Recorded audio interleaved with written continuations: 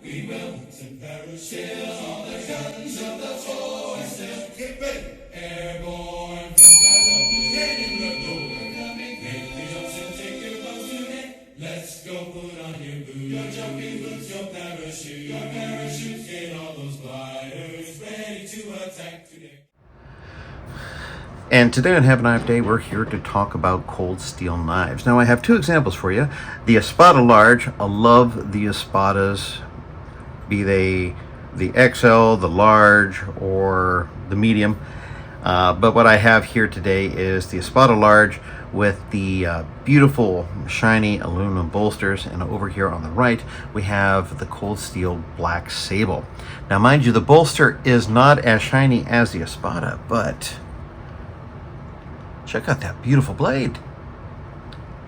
It has, I've read reviews about people talking about the thumb stud, but I've gotten used to it and I can put that blade into action. Lickety split. So we go back to 2009 for the knife we're going to be talking about today. And that was the last time you could find it in a cold steel catalog.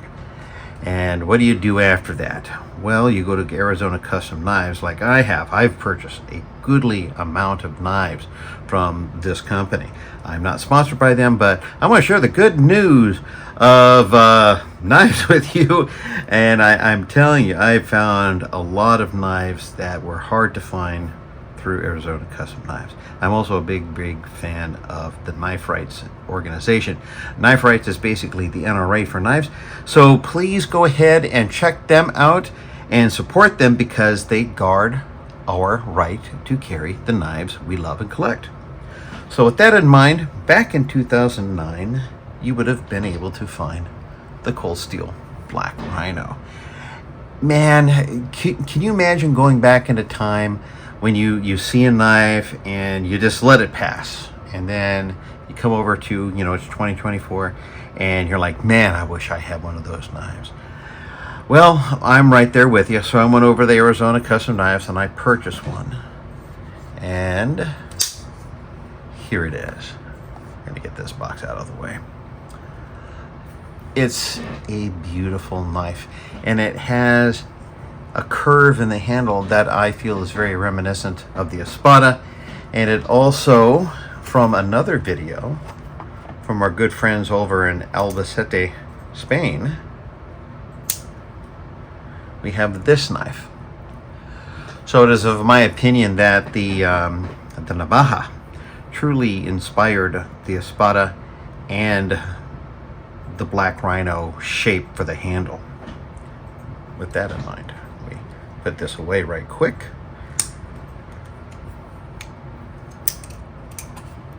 And let's get back over to this. I have been coveting this particular blade for years, never being able to find one. And I would scan eBay continuously to no avail. There were a couple times I missed them. Then recently, it became available on Arizona Custom Knives, and I did not let it pass. Now the funny thing is, as I was doing my research, I was listening to one of Nut and Fancy's videos. I think he's hilarious. That's just my kind of sense of humor. I do agree with him. This could use some jimping. What he did is he put some grip tape from a skateboard on it. He cut them out very nicely. I look at this and I think jimping would be fantastic on this, and it makes me want to send it off to Mr. Tom Veff, because not only does he do Veff serrations, he also will trick out knives with nice grippiness on the thumb studs and jimping and things like that. Don't know. I'm still a bit up in the air, but when I hold this in my hand, it's just very comfortable, and the ergonomics, amazing, beautiful. I still have the plastic over the bolsters. Now let's talk about the overview.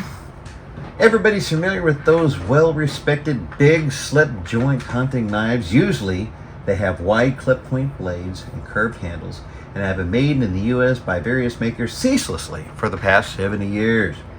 Cold Steel, Cold Steel's, it's late in the night. Cold Steel's offering in this arena, or Black Rhino, doesn't reinterpret the established classic lines, but it says provides some clever twists in terms of materials, performance, and especially in locking mechanism. The makeover began with the blade by making it wider. This allowed us to increase the deeply hollow ground blade bevel to over 1 inch in height, so we can guarantee deep, effortless penetration through just about any medium that's vulnerable to steel. We gave the heave-ho to the time-honored slip joint mechanism found in the older classic knives and opted to give our Black Rhino a huge upgrade in the finger protection department and install our latest triad lock. You see, a traditional slip joint lockout in this kind of folder is suitable for light work, but it never really locks the blade rigidly in place. The traditional brass frame and nickel silver bolsters were jettisoned and were replaced with an extraordinarily tough 7075 aluminum or aluminum frame and integral mirror polish bolsters. The bolsters are dovetailed and fitted with the attractively polished black G10 handle scales secured by high-tech fasteners. Finally, to make it easy to carry and access at all times, we have added a mirror polished pocket clip and double thumb stud on the blade. The Black Rhino is truly a modern classic. Now on to the specifications. Blade is 4 1/4 inches, overall 9 3/4. It's 4 millimeters thick, weighing in at 5.4 ounces, and the steel is Japanese AUS 8A. And there you go. So, what do you think about this beautiful little knife right here? I think it fits right in with the fine tradition of the black G10 and the aluminum bolsters. It is a fine addition to the collection. I've been wearing this for the past couple days. Ever since I got it, stuck it in my pocket.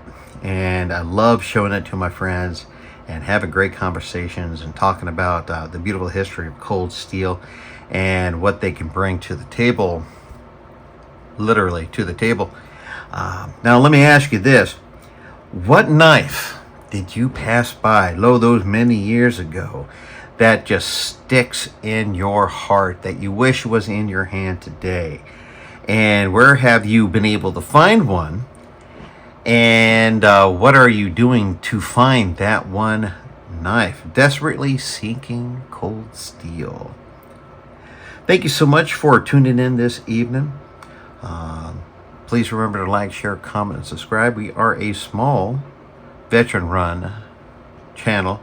Love talking about knives. Love the history of these knives and how our hobby can join us all together, and just the joy of, man, I just had a loss of words.